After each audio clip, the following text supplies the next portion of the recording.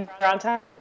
We're kind of on time. Um, I, It's 4 o'clock. we're on. I've been telling people when we've been doing these that I like skipping small talk and Sure. jumping right into it. How are you? What's going on? Like whatever it ends up being.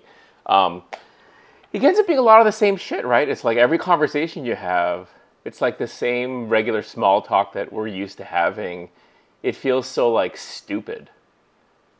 It's funny too because I feel like I have that conversation with a lot of people, especially when I'm like recording the podcast and Uh I'm huh. like, it's hard to tell someone that like this isn't interesting. No one cares. Right. Um, no Right. one wants to hear us ask each other about how our days are. Right. But in a sort of ironic way, like, but how is your day?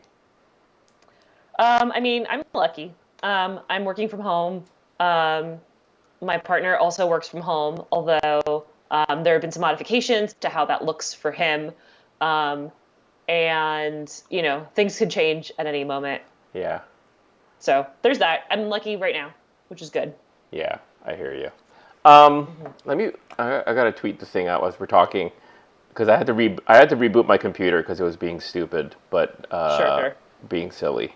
Anyway, um, so let's get into it. I mean, you've with Boss Barista and just your general work. I mean, your main focus has always been barista livelihood. Yeah, And so obviously that's still your focus. It's just the yeah. whole context is just like, The whole context is different now. So I've been trying to wrap my head around the problem from a straightforward perspective and from a like futures kind of more complex perspective. So I did some simple math, trying to figure out how many baristas on average have lost their jobs in the last 2 weeks. I used some data that the Kansas City barista community took there, and a very unscientifically made like an estimate that about 100,000 baristas have lost their jobs, um, which is really, really bad. And it feels a little bit like we haven't figured out what the next steps looks like for those baristas. On the other side of this is that talking to Rick Reinhardt, who you talked to a couple weeks ago or a couple days ago, everything feels like weeks at this point. yeah, it sure does. It's been like 7 years since we've been living in this fresh hell. Talking to Rick Reinhardt, he mentioned that coffee drinking habits generally stay pretty much the same throughout crisis. And the New York Times actually just published a very short article, not like very scientific by any means. I think it was like a pulled together of some data from the NCA, the National Coffee Mm, Association, saying that coffee habits are generally pretty much the same still. right. So if we're drinking the same amount of coffee, we should ideally be able to find ways to pivot the jobs of baristas currently into something else. Obviously, that's really difficult. Obviously, that's really hard, and that requires a lot of really interesting problem solving that we're not going to come up with overnight. But what that tells me is that it's possible, and we just have to figure out ways to kind of like pivot. Right. So it's been really interesting to see companies like Little Waves out in Durham, North Carolina, being very transparent about how they want to keep everybody employed and the things that they need to do to keep that employment up. Or All Day in Miami just posted um, basically how many hours they normally have for their baristas, about 550 or so, Hmm. and how through pivoting to delivery and contactless forms of transactions, they've been able to keep about 85% of those hours. That's good. Yeah. I So that's mean, kind of what I've been trying to look at lately. I mean, I just said instinct, like reacted, like that's great. Is it great? Like, what's great right now?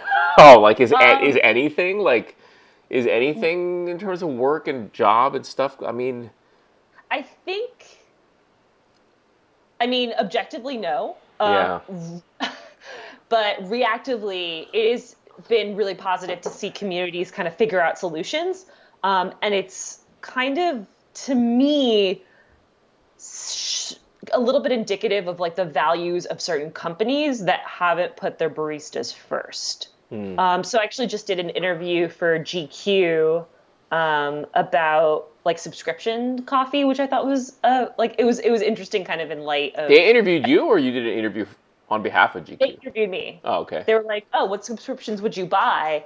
And something that I mentioned to them, I was like, well, it's not about which subscriptions I would buy. It's more like look at your hometown and then look at their Instagrams and see like what every roastery has some sort of subscription based system. Right. So this is a good time to shop local and also to like vote with your dollars. Right. So if a coffee company that you really love has said like, hey, we're trying to take care of our baristas, maybe they have been furloughed. It's not necessarily a knock on them for what they've had to do to keep their staff, but you can see the values of a company in the way that they talk about what's happening right now, and the way that they're not talking about certain things.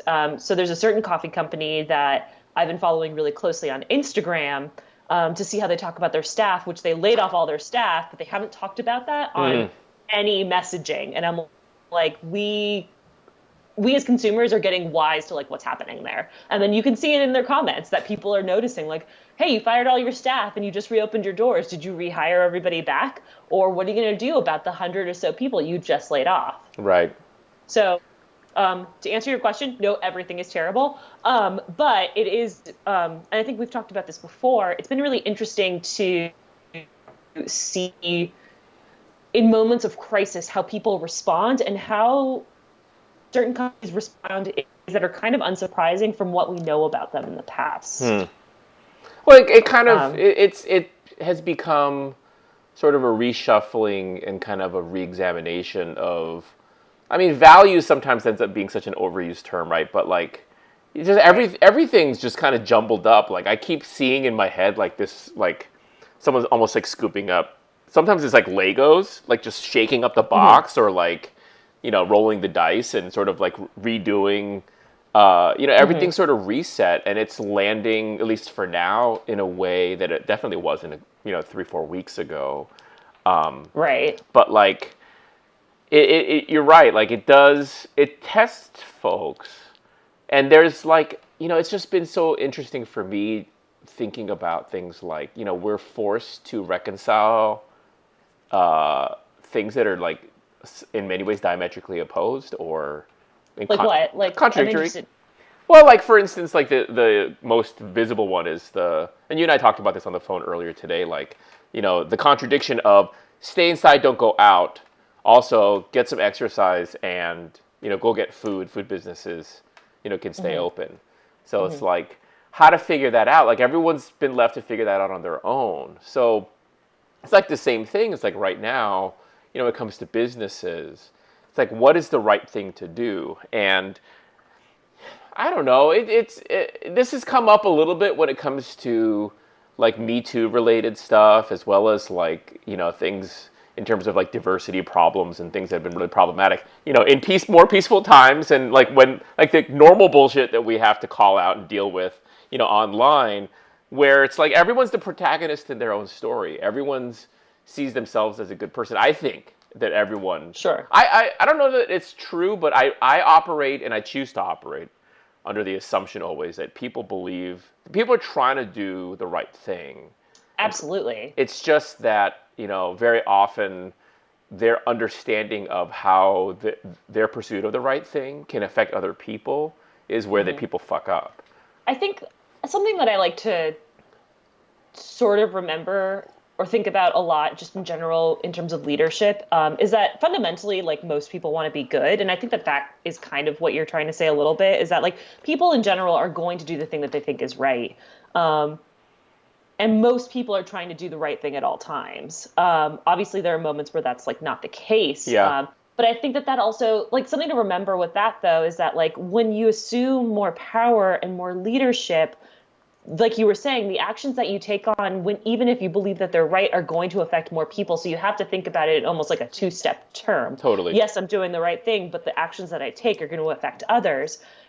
And I think that's okay to do the things that you have to do. I think that like it's really easy to take someone like me, and sometimes the messaging that I have is like an absolute, as a like hard and fast, like this is me saying this is right or this is wrong.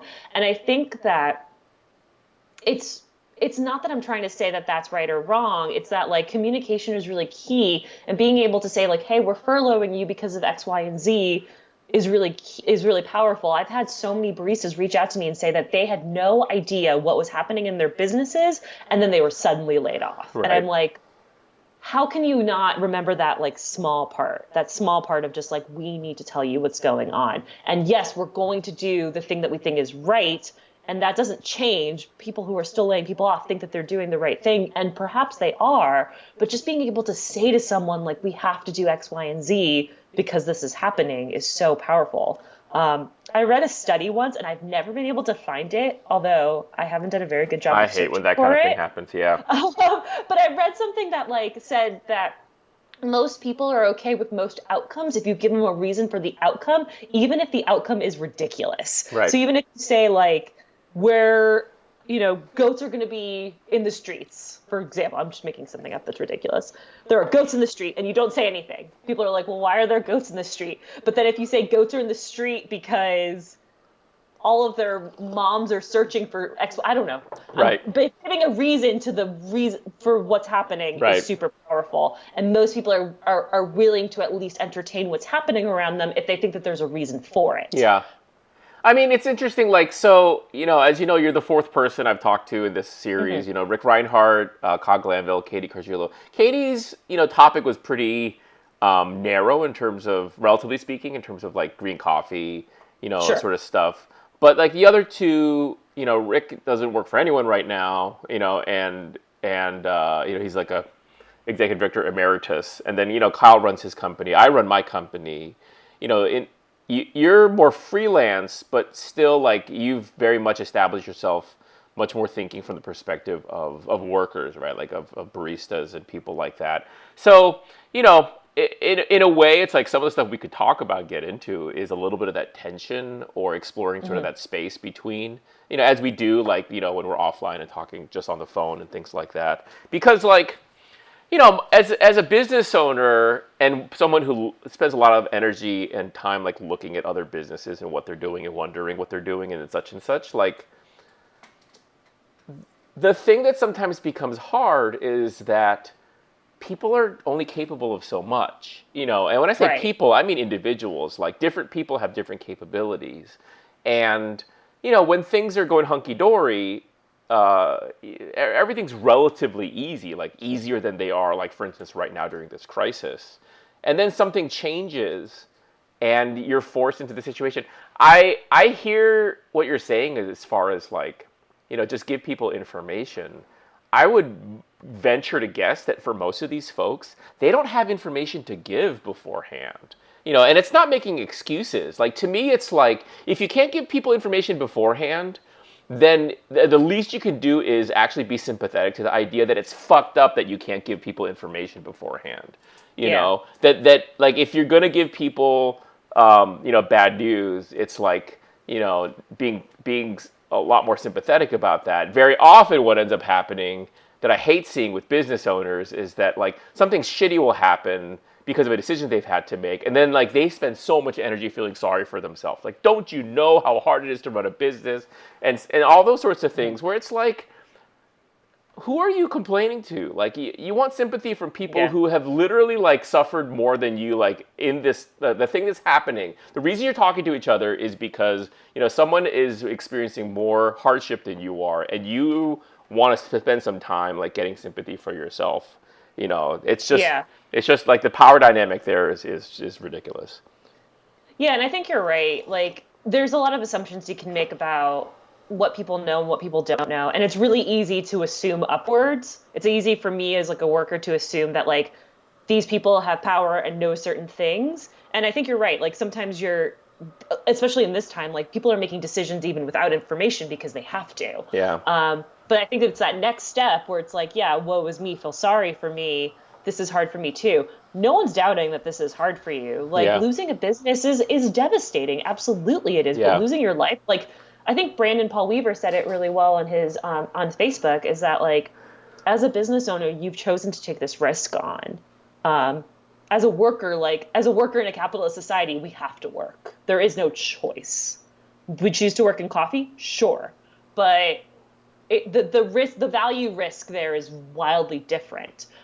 So the suffering or like the anguish that you might feel afterwards is going to be wildly different. And at the end of the day, like yes, you might have to shutter your business, but like at least you have your business, you have assets to sell. you have something probably there. True, A but lot of then them, there's the other yeah. side of No, it. I want to hear this from you. I mean, that's true because there's risk. You're talking Yeah, about risk, which is true, but the risk is not the end. The risk right. is like the slope of it. The what the risk pertains to is consequences. Hmm. And that's where it, you know, that's where I think that there's an opposite disparity because very often, not always, obviously, and a lot depends on what's going on. Like right now, if someone loses their job, it's not a situation where it's like go get another one, right? Right. Whereas, in peaceful times, that might be a little bit more of a viable thing where it's like, well, we're shutting down the shop because it's not working, but don't worry, like obviously you can go get another job. Like people will be mad or would be upset, and there'd be a sense of loss for the employees. But in that situation, the consequence of A, having to go get another job versus B, like dealing with this $500,000 loss, you know, yes, you have assets. You have like $100,000 worth of hard assets mixed up in this thing that you now owe $500,000 on. That's where there's like the consequences part is where things can sort of like, I don't want to say they balance out. I do know that like for most of the small business owners that I know, it's not a situation where they have like a million plus or like even like hundred Right. thousand, whatever. Like, Trish and I don't have savings. A lot of our baristas have more savings than we do right now because we are in the situation where we set things up. We get paid last. Everyone Hmm. else in the company gets paid before we do. And if there isn't money to pay us, then we don't get paid. And we figure out, like, to be a little bit revealing, it's like, that's when we'll go to family and borrow $5,000 here or there, kind of thing. Like, thank God we have family that sometimes we can borrow from. But, we're not everyone's in this like the same situation that we are, but a lot of people are, and frankly, a lot of people Totally. have it even harder. The net sort of answer there, of course, is not so. Therefore, feel sorry for the plight of the coffee shop owner or whatever. Like that's not the takeaway that I'm encouraging at all. It's more along the lines of like with what we've got going on right now, where you know you have people who are closing their business, laying off everyone. Uh, a lot of those business owners are saying like, well, I'm doing this, I'm shuttering my doors now so that some of us will like, so that we can have something to come back Yeah, to, absolutely. kind of thing, which makes sense. It's still, I think to your point, it still tests the relationship. And, it's something I've been writing about a lot, talking about a lot. Like ultimately it boils down to trust. Like, have you Yeah. established and built up trust to where people believe you when you say these things? um, these things test that as much as anything's going to.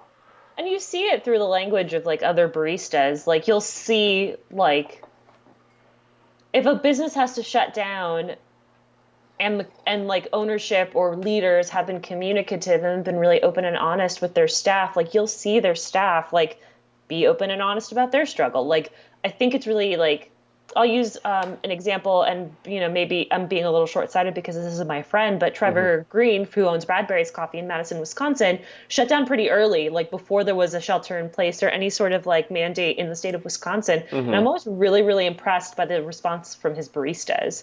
Part of it is probably because he was a barista himself. He was a barista there, then he bought that business That makes sense. from the owners, and he still works there 4 days a week. Hmm. But I'm always like, someone can like even with someone like Trevor, I might be like, okay, you're telling me this, but like, is this real? But then when I see his baristas engage on social media, and there could be a number of issues like beyond that. There could be a lot of performative stuff, but I can't analyze that. I don't know that. Right, right. But I see the way that they respond, and I'm like, oh, okay, there's a lot of trust there. And Trevor's been really open and honest about like that dichotomy of like how long can I pay people on this end versus like how much do I have left over for when we reopen shop again. Right, And I have to imagine that like I have to believe in a future where I can reopen again. right. No, that makes Um, sense. so yeah, so it is. I mean, they made a hard decision, but it was really interesting to see the dynamics of that play out between multiple actors, versus again other coffee companies who are shutting down without any messaging, and you can see the way that their former staff are reacting. Right. Right. I mean, that's an interesting when you think about like, because again, normally when we see, strife or some kind of stress at a company or at a coffee shop or whatever, you and I are the type that will hear the stories. People will reach out to us and tell us Yeah. what's going on or what's happened.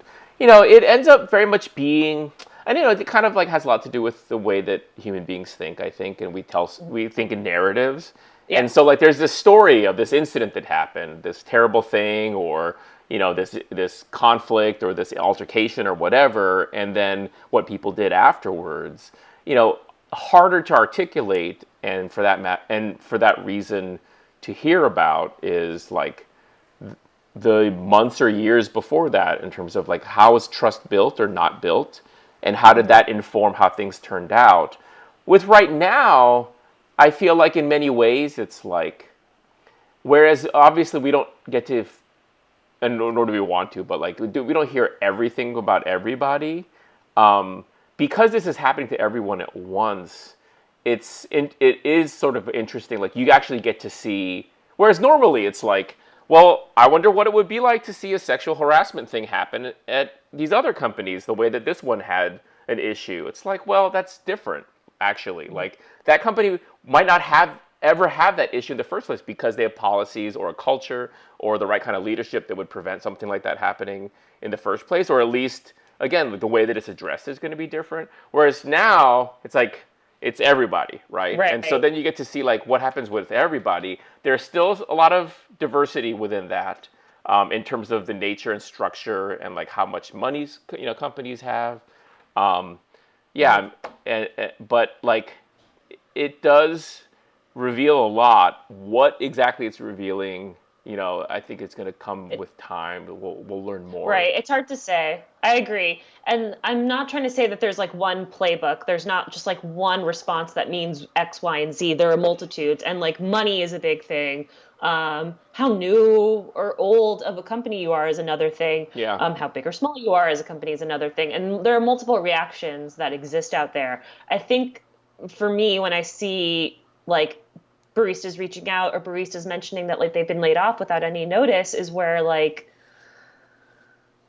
I don't know. It just sucks. Yeah. And I think that like we kind of need to center the baristas right now. If I think about like what I said earlier, that like if coffee consumption is the same and will remain the same, and we have these baristas who have been let go, like how do we find them new and different jobs? How do Right. we pivot our businesses to accommodate this community that we've made, especially with like how much we've like glorified the barista profession Sure. in the last couple of years.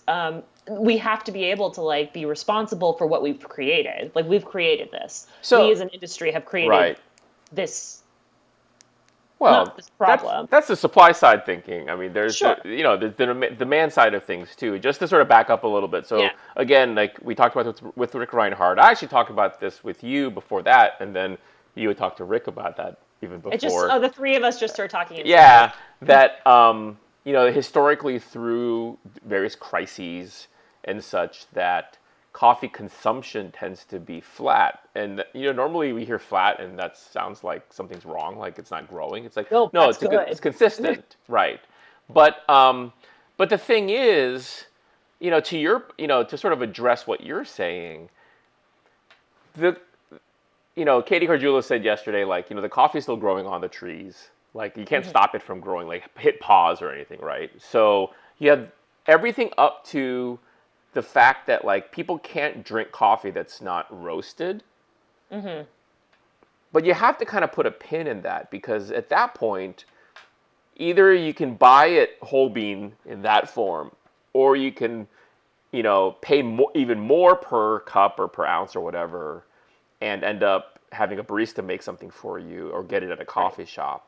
And so that margin is what's dried up right now. But Right. because when we say coffee is flat, like, even with Rick Reinhardt, any coffee person you talk to, and I'm sure you've experienced the same thing, like when you say the word coffee, you got to like sort of make sure you were talking about the same thing, because it's a drink. It could be an espresso, it could be this, it could be that, it could be Yeah. grounds, it could be a plant on a tree, whatever. And so, consumption being flat, it does pertain to cups of coffee in the world. It doesn't mean that baristas are making the same Right. amount of right. Exactly. No. And I think that that's what we need to start thinking about a little bit in ways that are creative. We need to start thinking about how consumption, how like okay, so we have this like flat line of consumption, but consumption is going to change. It will still be the same amount, but it's going to change in the way that we consume. So maybe more people are making coffee at home. I don't really know right Right. now exactly what that looks like. Because when I was talking to Rick, something he mentioned, something we talked about a little bit was that like, yeah, in 2008 recession, like most coffee shops were like, whatever, okay, but like think about how many coffee shops there were in 2008 versus 2020. It's Well, yeah, way it's different. just like specialty shops, especially. Right. Right, exactly. So I think it's really interesting to think about like if people are still going to consume the same amount of coffee, but the way that they consume is going to be different, how can we respond as an industry to meet that change? Especially because I think, I don't know. This one's me just speculating, and I have no basis for this. But I don't think that this crisis is suddenly going to be over, and then we're going to do the exact same thing. You know what I As mean? before, you mean? Yeah, we're not going to suddenly go back to the same like levels of consumption or the same manner of consumption. So how do we come out of the other end of this better while we have time to sort of formulate what our response is? And I don't know the answer to that. Like that's what I think that's what like I've kind of been stewing in is that like it You break. might be really hard, and I think it's possible. I'm breaking You up. broke up a little bit. You're back now, though. Yeah. Okay, cool. Um, Sorry. but I think that like if we don't return to an industry that looks the same, we need to start thinking about ways that we can be different and still be viable. And again, like I don't know the answer to this. This Well, is what it's I'm still trying to figure out, and what I'm trying to like be cognizant of. Mostly because we still have this labor pool that we need to find a place for. right. It's interesting. Like that's a good question. To sort of take what you just said and sort of like pull the question out of it. Like how will coffee consumption change through the crisis? And if we think that through, if we sort of like do the long division on that, Hmm. then coffee consumption, so much of it is habit based, right? You know, Hmm. setting aside like sort of the addictive sort of qualities of it, like it's a very habit based activity. And so in many ways, there's this whole thing about how like probably heard something similar where it's like uh, if you want to establish a new habit or break one, then like you have to change your behavior for 30 days, Yeah. kind of thing, or more. So you could imagine a world where the answer to that question, it really depends a lot on how long this thing goes on for. Absolutely. Because if, for instance, after 3 weeks, maybe four, then, things can go back to normal, then I think we could probably expect like things to really go back to the way they were before in terms of coffee retail, it's a cafe such and such. But if they go on for longer than that, then people who consume coffee will have had plenty of time to establish a new coffee consumption habit Hmm. that a certain percentage will be like, whew, thank God we're out of the cave now, kind of thing when it's over. And then a certain percentage will be like, I didn't make coffee at home because it never tasted good, but I had 6 weeks or 8 weeks to sort To of figure figure it out out. And then now, like, the yeah. 2021 Brewers competition is going to be all people who are stuck at home. Like that's all it is. Yeah. that's funny. Just perfecting their pour overs. Yeah. Something that the last episode I did of Boss Barista Hmm. was with the folks at Need More Designs with one of their designers, Candice Brigleb. And something that we talked a lot about, speaking of like changing habits, is that it's not going to be just about coffee consumption. It's going to be about the way that we also ask for things. So Hmm. something that Candice and I talked about was that she was helping people set up virtual tip jars that are totally integrated to their website. So it wasn't just about like tip your baristas when you remember or like a different GoFundMe. You could buy a bag of beans and be like, oh, tip your baristas or tip the people who are making that coffee for you and give people the opportunity to give you money.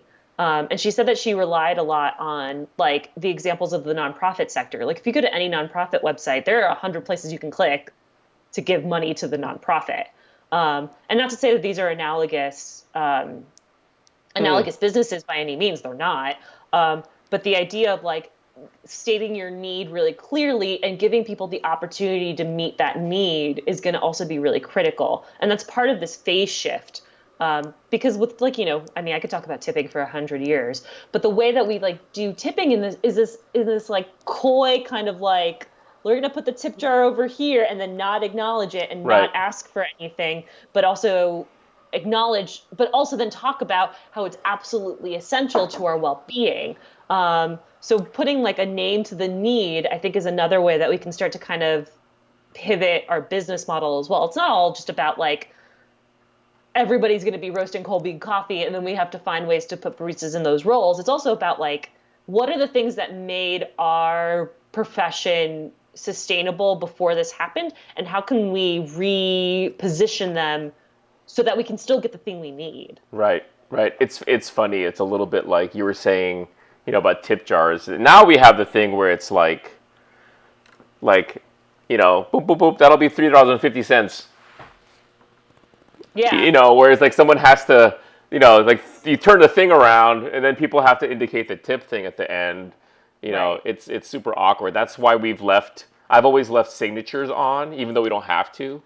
Hmm. It's a hassle for customers, but it helps tips be higher, and so that's a totally acceptable trade-off for me. And I'm always a little bit like taken aback when business owners tell me that it's not an acceptable trade-off for them. Well, and then I wonder, like, can we state the need for tips more? Like, can we start just putting like a 20% gratuity on things? Like, can we just or like can we charge a little bit more for retail coffee now because we're going through a crisis? Like, I wonder, have you changed your prices at all? No, Not to say that I think you should. I actually really don't know. I thought about it. I thought about it, but then it feels like It feels kind of icky, it feels icky in a way. It does feel icky. Um, yeah. especially if your need is not apparent. Like if you guys are doing like kind of similarly to how you were doing before, then I don't think it's necessary. But I helped edit an episode of the Good Beer Hunting podcast where I work, and one of the economists that they had on the show talked about um, like beer businesses or like selling out of certain like beers more than others. So watching those skews really closely so that you can still maintain the same level of profit by like increasing the price of one and then decreasing the price of the other kind of in real time. Hmm. Which I thought was interesting because he was like, it's not price gouging. We don't want to do that, but we want like at the end of the day, like if one beer is performing better than the other, we just need to watch that out more because like profits are hurting more in this time. And I wonder like what that looks like in coffee. Like, Yeah. I mean, there's something that you said earlier that kind of caught my ear, which is mhm, the idea of articulating your need and giving people an opportunity to meet that need. I yeah, mean, is that really what's happening right now? I mean, the sort of cynical view of capitalism is always going to be that people, especially in our like day and age, are hmm, accustomed and been trained through our culture and our economy to to always be looking out for their own self interest, right. and that you know the virtual tip jar thing. So I'm actually going to have a chat with Adam Jackson Bay tomorrow, and we'll obviously Awesome. talk about the virtual tip jar. But the thing is that like when you look at the giving on there, it's not so much need based. It ends up being very much focused on it's very much more like relationship based. Totally. And again, the cynic can say like, well, this is they're giving to people that they know, and or they're giving to people. I think this is probably a stretch, but like I'll give it to them so that they'll be around for later on when I need my coffee and my matcha or like whatever kind of thing. Like I don't think that's so much the case. I think that if they're self-serving at all, it's a little bit more like that they want to feel good. Sure. I Um, mean, I don't know. Okay, so naming your need is definitely something I've thought a lot about since I interviewed Erica Escalante, who owns the Arrow Coffee House, or Cafe Reina, which she just changed the name. Right. It's great. Um, so Erica, when she was on my show, talked about being a child, and her parents would tell her to like ask for the things that she needed. Like if she wanted to go to cheerleading and needed $100, like she would go to her neighbors' houses and like ask, like, can you give a couple of dollars for my cheerleading? And I think that message always resonated with me because the worst that could happen is someone says no. Right. But if people don't know the need, they can't even meet it. Right. So I totally agree with you. Like the cynic in me would also say the same, that people might do altruistic things to kind of watch out for their own self-interest, and kind of all altruistic endeavors sometimes can fall. I don't know. That's like I feel like there was an episode of Friends where they do this like whole thing about unselfish, selfish deeds, which I'm just like, whatever. That being said, the end goal still gets met. It doesn't always get met. Like, I'm not saying that like this is a solution by any means, but if you never know until you try. Right. So like, I think when you kind of quantify things in a way that feels really accessible, like Erica, again, I'll use her as an example, saying like, I need this much money to keep my doors open, to pay my rent, and to pay my baristas. That's super tangible. Like that's easy. Like $875 a day, I think she said at one point. Maybe it's a different number. But that feels doable. That feels achievable versus like, I need help keeping the doors open. It's like, well, what does that mean? It's so interesting because like I hear that, and being totally honest, like I kind of it weirds me out. Like it makes me feel yucky because I wouldn't do that. But it's not a judgment on Erica or doing. It's more like I'm not used to thinking about stuff that way. Like I'm a little bit more of a Korean style where it's a little bit more like, if you can't figure this shit out on your own, then you probably deserve to die and starve and whatever. Kind of like shaming culture a little bit more. So, it just makes me reflect on the ways that like I punish myself by not being open in that way. I wish I was more like her in that regard. No, Erica is an amazing role model, and everybody should follow her example. Yeah. And I've learned so much even just from that story that she told me about, growing up and asking for things. Because it makes me think about like, what is the thing I need? And if I'm mad about not having the thing I need, like, why is that? Did I not ask for it? Did I not articulate it? Like, people don't know. I don't know. Then I have this another like anecdote. When I was in high school, I took this writing class, and I remember like really struggling with it. And my teacher said like something. She asked me like, "What do you want this reader to know?" I'm like, "I want them to know this." And she's like, "Well, you didn't say that." And I'm like, "Well, what do you mean?" She was like, "People don't know the things you want them to know unless you tell them." You have to kind of make sure. Like that blew my mind, and I always kind of come back to that idea when I'm really frustrated about like something not working out the way that I want it to, because people don't know, and I think like people want the opportunity to do a good thing, and you have to give them the steps to do it. Yeah. If you're here, if your coffee shop is here, and your consumer is here, how do you bring that consumer closer to you? Yeah. You have to move, but you have to move the arrow. They're not going to move. You can really only change like your reaction. Yeah. So that's what I really admire about people who are right now being really, really transparent about their needs, because at least they tried. Like at least they put it out there, and they were like, "Hey guys, like if we are a community, if we're really like a place, if you have the means to like support your local community, this is a way you can do it, and it is very easy to understand." Right. Right. What at the very beginning, I said, and I've been saying on the tweets that have been promoting your appearance here, that you've always been very focused on barista livelihood and health and well-being and stuff. I mean, what I'm gonna do to you the thing that you do to a lot of your guests on Boss Barista, which is, I know this is a really big question, and you probably can't answer it. That's but, but what are the things that maybe represent doing things right now as it pertains to, like as a barista like oriented person, thinking about cafe and coffee shop as well as coffee company owners and management. Yeah. Let's kind of like do a rundown a little bit of I don't want to say do's and don'ts isn't the right, what I mean? Like, what do we want to see right now? I think I don't know. So I What's want the to be what clear represents the that like best thing to do? Yeah. I want to be clear that like nothing that I've said or say is an antidote.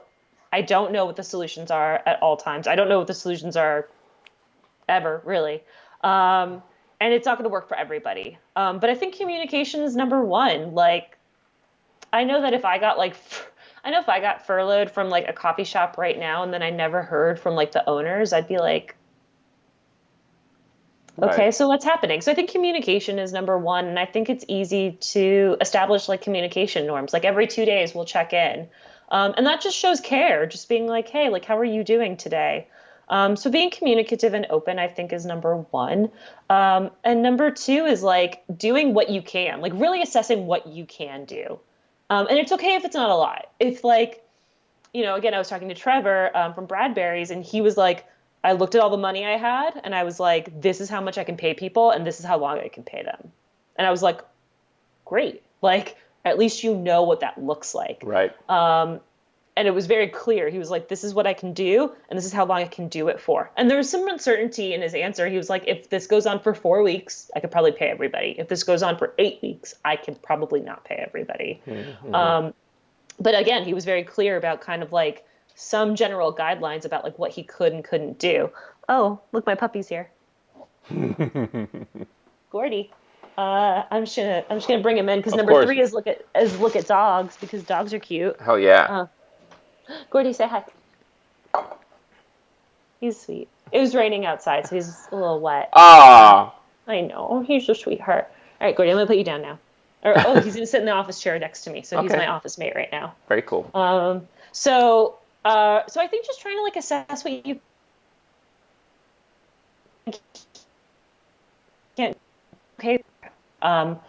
Idea that like when we ask for these things from owners, we're expecting them to know the answers, but it's really like I just want to hear the thought process. Like I want to know what's going on, or like what's on your mind, or like even like how I can maybe contribute or help you figure something out. What if they don't have anything good to say? Anything good to report? Like, I think that's okay too. I just think that that's the fear. I mean, you know me well enough to know, and I think for a lot of people watching, like, you know me enough. I'm not really afraid of that sort of stuff. Like, but Right. but it's not. It wasn't automatic, and it wasn't like necessarily a natural thing. Like, it's actually a discipline you have to develop to actually Yeah. stick to the truth and being open about stuff, and not like, you know, being really insecure about whatever your shortcomings are, and instead Hmm. like being more human in that way and sharing in that way. But like, I also recognize that I have a lot of privilege in that regard, Hmm. to be able to, you know, think faster on my feet than a lot of people do, and come up with a lot of innovations and stuff. Hmm. But very often when I talk to other coffee shop owners and like coffee company owners, there's just a lot of like, I mean, so much is informed.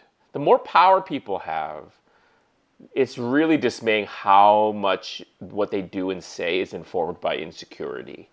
And the Yeah. idea that like, when we talk about power dynamics, this is a thing I think that is really unexplored and not talked about at all, which is like the people who have power, there's something inside of them that they know that they have too much power, more than they deserve, more than they've earned, or like whatever. There's always like some way that guilt kind of seeps through in like kind of passive or sort of like indirect ways. And yeah, you see just a lot of insecurity informing the way people deal with things. Hmm. And and so like when you need them to be open and honest and more forthcoming, I think for those folks, like, they're kind of addicted to bullshit because it's the Hmm. thing that it's their security blanket. It's the thing that Sure. has actually protected them. They think it's protected them from um, a lot of difficulty and a lot of challenges over the years, even though in fact it's done more harm than any good. Hmm. But yeah, it gets back to like, what are people capable of? I mean, the flip side of it, of course, is like, what about the baristas? Like, as you're observing stuff and people doing things, like, are you gonna, look at? I already know the kind of partial answer to this, but like, are you gonna look at these owners and managers of these companies and be like, yeah, that's not cool. Like, I'm getting the fuck away from you, and then maybe like, learn your own lesson about being more cautious about the people that you work for in the future, or is that Right. unrealistic because there aren't that many good owners anyway? Um, I'm going to go back to the idea that I fundamentally believe that most people are trying their best Hmm. and are doing a good are doing the things that they think are good in the moment. Um, but I don't know. Did you have you've seen that meme that's like Elle Woods from Legally Blonde? That's like, do you have any questions for me? And then it's like Elle Woods saying like, how did you treat your staff during this coronavirus outbreak? Like back like the idea that like this will now be a question that people ask in like job interviews. Yeah. Um, I don't believe that Oh, that's people want to amazing. do bad things. That's Yeah. amazing But to I think do think about. that that's going to be like a question that people start to ask is like, how did you treat your staff during this time of crisis? And people will find like places that align with their values. Like everybody's values are also different too. And that's okay. It's okay to acknowledge that people are going to react differently and do different things based on values. And I think that's what's starting to happen now. And when I hear from baristas who are dismayed, is that they believed the values of their leadership to be one way and they ended up being something entirely different. Hmm. And I think that that's where most of this disappointment is coming from. And that's what's really like upsettingly heartbreaking about this moment in time is that values are often pushed now to the surface because they have to be. Right. And people are still trying to figure them out in real time, but that still is going to affect the baristas at the end of the day. Right. Like I know that I've been sorely disappointed in a lot of work situations where I'm like, oh, I thought that I was working at this place, but like this is not what's valued here at Right. all. It happens in relationships too, where it's like I thought I was Absolutely. married to a such and such person. Yeah. Right. Like you find out that like your partner was a this or a that, and you're like, Yeah. how did I miss this value misalignment so fundamentally? And it feels shitty. Yeah. Um, I would encourage you to read the Harvard Business Review if you can, if you have time, and if you're able to and need to maybe just reassess like what it means to be a meaningful leader. That's probably where I learned the most about leadership. Hmm. And again, not to say that I'm an expert in it by any means, but I know that I really, when I was a manager, I like looked at my life as a manager in kind of two phases, as one where I was really bad at it and one where I was better, maybe Hmm. not great, maybe not even good, but better. Because I really thought about it. I really had to think about it. And I was like, what is my job here? And how do I share the values that I have with my staff and make sure that they sort of see where I'm going with things? Right. And how can I be really transparent about my process? Um, it's not a skill that we really teach baristas because oftentimes, like, you're a barista, then you get promoted, and there's not a lot of investment in leadership. So hopefully during this time, we can think about that. Um, I can plug the Harvard Business Review over and over. Yeah. We. But like I don't want to believe that there are just a bunch of shitty owners. I do think that there's a little bit of a misalignment of values and a misconstruing of what your values are. Because you might think like certain things sound good. And we've talked about this before, where like coffee shops open and it's like because they think coffee is cool, but they don't really understand the values of coffee. So like in this moment of crisis, they'll all just shut down. They're like, well, this wasn't the cool thing that I thought it was. Um, But I sometimes think about like, when I was a kid, I played violin and piano, and I stopped playing violin after a while. And I remember reading or hearing once that like violin is an inherently like unnatural position. mhm, Like cello is much more natural, like in terms of your right. wrist and stuff, like ergonomically. And there are certain things that are just people are naturally going to be good at. Like Mhm, I don't want to say everyone doesn't have good friends, but like the idea, the concept of like a good friend, like is mhm, pretty plentiful. Like a lot of people have a lot of good friends out there. mhm, Like if you think about it that way, in terms of relationships. Whereas like, you know, I don't think I'm a perfect parent, but I work really hard, and so much of like running coffee shops has informed my parenting sort of like mhm, philosophy. But man, like my kids' friends just they're like constantly complaining about their parents, and when you look at a lot of folks, it's like they're helpless. Like the parents, like they don't have a lot of good training. And in fact, like I have this whole thing about how like parenting books and tips and like dating tips and mhm, certain sorts of things, like management tips, like even like Harvard Business Review stuff. Like things can resonate with you, but none of those things are generally going to turn a bad like manager into a good manager. Like Hmm. if a good manager can take those things and it'll be like, I mean, frankly, like it ends up being like a reminder of certain things like they should focus on. It's like being in really good shape and like being an athlete and like being you could be an Olympic athlete if you just did this and this and this. But Hmm. if you don't have the genetics for it or whatever, like you're mostly helpless.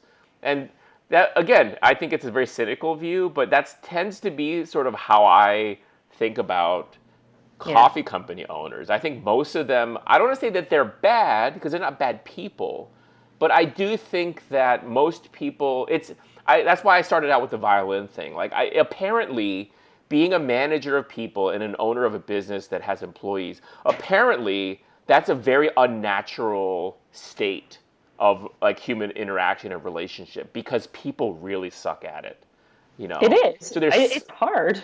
and you could blame capitalism. I think is a good place to place blame. I mean, I think we can blame this whole thing on capitalism. Yeah, but I think there's an associated like just kind of human nature kind of element as well, and that we're designed to work together successfully in some ways, and then in other ways, like when we try to work together, like when we try to put the pieces together, like they don't really tend to fit very well. Yeah.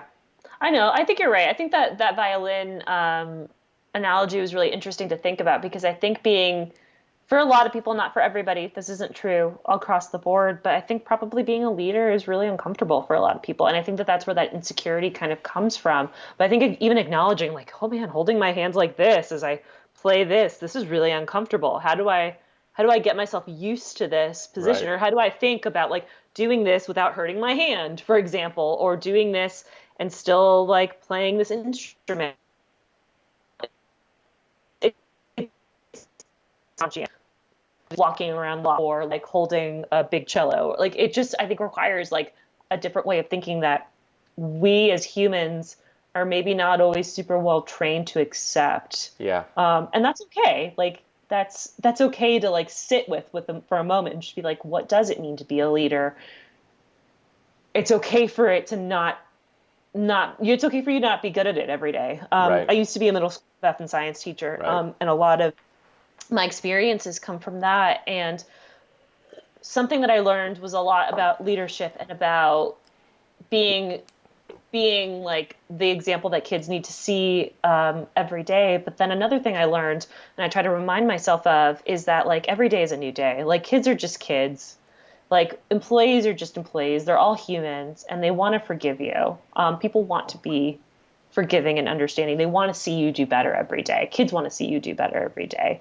So like every day is a day to pick yourself up. And if you failed real bad the first day, like the next day can be totally different, and that's okay. Yeah. So I think that like something I want to be really conscious of is that like the reason that I do the things I do and the reason that I care about baristas so much is that leaders have a lot of potential to do better. I wouldn't be doing this if I didn't think that leaders could be better. And if I didn't want to give grace where I think grace is necessary. It's really hard when you're a barista and your boss is being shitty to give grace. But I think it's easier when you're a little bit more removed, like I am, and you can write about it and just be like, hey, like these are some things that might help. I'm not always right, but I don't Yeah. know. I think about that kind of stuff a lot just because it was the lived experience every day. And like, thank God that these seventh and eighth graders didn't kill me for being such a shitty teacher when I was 22 years old. Well, Like, I think again it goes back to trust, right? It's like all about trust. Like trust is you can't demand trust. You can only earn it, and it takes a lot of time. If you mhm. break trust, you might have a glued together version of it, but it'll actually never be the same. And I find that I live in constant fear of that I might break trust with Mhm. my wife, with my kids, with my employees, with my community, like whoever.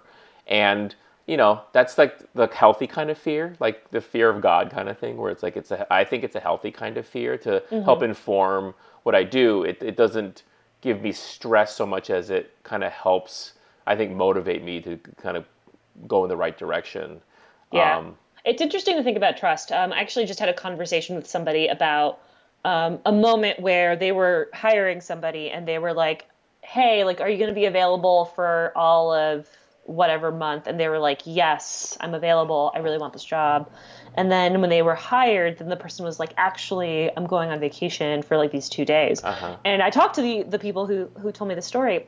And they were like, well, why would they say that? Like, we were super clear that we like needed this, this, and that. I'm like, it's a trust issue. Like, that's what that is. It's not about you. It's not about your ability to be trusted. It's about their ability to give trust easily. Right. And I, as a I could totally see someone being like, I really need this job. I will do whatever it takes to get this job.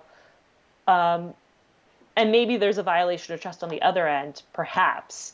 Right. Uh, but it's like a moment to start building that trust. And it was just like, to me, it was just like this moment of like trust comes at different stages too. Like, if you're a person who's never been burned by a boss, like, you might trust your next boss really easily. But if you've been hurt at jobs before, it's real. You have to think about that Really from that hard. perspective. And like, everybody, as a business owner, everybody comes to you at different levels of being able to give trust. Yeah. And I saw that with kids every day. Like, you know, maybe this child has, great, like, has never had their trust broken, so they're able to come to school every day and trust their leaders. But if a child has had their trust broken in the past, like, you have to work a lot harder to get that trust. And it's on you. Like, you're their leader, you're the adult. Like, that's Yeah. your job. Yeah. And I think that that's super empowering. Like, and I needed to remember that, like, Yeah. as a leader, it was that, like, this is my job. I am in control and I have the power. So I need to work that much harder. And that's why, like, I really hope that leaders kind of think about, like, how do I ingrain trust into people? It is my job to do so. Well, not ingrain them in people, but yeah, yeah, I know what you mean. Yeah. Like, Ingrain is probably the well, wrong it's word, how but do I like, how do how I do I earn build it? it? Yeah. How do you earn it? How do you live to deserve it? All that Right. sort of stuff. We're almost out of time. Like, so what are your plans for Boss Barista over the next few weeks in light of everything that's happening? Say that again. You broke up a little. Yeah. Well, no, you broke up. What are your plans for Boss Barista over the next, few weeks or whatever, as in light of everything that's happening? I'm still not sure. I need to figure out kind of where the voice is kind of best placed right now. I've been thinking a lot about that. I really want to focus on communities who are being really active and really creative. So I just did today. We just released an episode with Kate Blackman, who is part of the Kansas City barista I was listening to community. it earlier. Yeah. It's Kate Blackman's an amazing person, and the Kansas City barista community has been especially good at collecting data and also being proactive about their needs as well. So they're like, we have 172 baristas who need supplemental income. Like, let's go after that. They're doing like raffles for people who donate. Kate has mentioned wanting to work with local media to get more attention to it. So we just released that episode. I have an episode with Angela Ferrara from the Barista League, who has made a big pivot because they're doing now the Barista League online, which is really cool. I want to do more work on people who are thinking about creative solutions, because I have to hope that there is a pathway for people to see themselves at the other end of this. And I think that there are people who might be more better equipped to do that. And so how do I highlight those people who are doing the work so that people can see that and be like, oh, I can do that too. Yeah. So it's kind of like my next step, I think. You mentioning Barista League made me think, like, I wonder if you or somebody could do like a piece for something on. We just had U.S. Barista Championship, a few weeks ago. What's going on with every one of those competitors? Yeah. Like, that would be pretty sobering kind of information to gather, because that's allegedly like the elite of baristas in the country, and to have find out like what percentage of them are like not working right now because of everything that's happening, like, that's pretty intense. Yeah. I'm Yeah. imagining a fair amount of them. Yeah, yeah. It's interesting. Like, you were talking about trying to find people who are doing creative, interesting things. I mean, for so much of what you do and what I do in spurts when I can make time or find the time is to inform and inspire and right, like, educate folks about like what they can do, what's going on, like what represents best practices, et cetera, et cetera. Right now it's like, what does that mean, right? It's like, Yeah. I mentioned this the other day. on another like one of these talks, but like seeing some of the content that's being put out there that for our sector for like cafe owners and stuff, but like putting out people to tell good stories, but they're not relevant. Like they're feel good in like the most sort of like kind of superficial way. It's like, oh, well, we had some old coffee, so we were able to donate it to this place. It's like, Hmm. that's cool. You closed all your shops. Like, Right. in a way, I think that's part of my desire with this video series is, to have them be 45 minutes to an hour long. It generally like, and through curating who I talk to, as well as just the way that I tend to be, like wanting to get quickly past the surface level stuff and get to some more meaty things. And very often the meaty stuff is informed by pain and like discomfort and Yeah. questions and doubt and insecurity and all that sort of stuff we've been talking about. So like, I hope to get to talk to more like a diversity of folks. Part of it is totally like about let's give myself and you and others like just some diversion or some place to kind of like put our energy. That's part of the selfish thing for me, as well as like some like maybe it's bullshit, but like some semblance of this might help somebody out there, and if I can do that, then that's a worthwhile sort of endeavor. Yeah, I think it's important to remember that like even just reaching one person or just being useful to one person is good enough. Yeah. And I think I don't know, thinking about the idea of pain and things like that, just to be totally transparent, like this has been really creatively, like I'm just like I don't know what to do with myself. Mm. I haven't been writing very much. I'm also like not really a journalist. uh, and I'm like not like I'm not I don't work at Eater, like I don't work for Bon Appetit, like I don't have bylines there. So um sometimes that feels a little discouraging to You're like me when I'm frozen. like, huh? It's you're frozen. I hope that. Oh, I can see you just fine. Yeah. Okay. Can you see me just fine? You're frozen. Or No, can you no. hear me? I can hear. We can hear you. It's you're frozen. You're making a funny face, but just keep going. Okay, good. I'm glad. Uh huh. um, but like I don't know, it's been hard. It's for me just to be a little selfish. Like this has been really difficult for me to try to figure out like this dichotomy of like what stories should I tell? Can I really even tell them? Am I qualified to tell them? And also like I'm exhausted and I'm tired and I feel sad pretty much all the time. I don't Yeah. know. And that's okay too. Like you don't have to be strong right now. Yeah. That's okay. Yeah. Cool. Thanks, Ashley. Let's Yeah, thanks for let's talking to let's me. let's do it again soon. Yeah, I'm around. Okay. All Being right. sad. All right. Bye. Bye.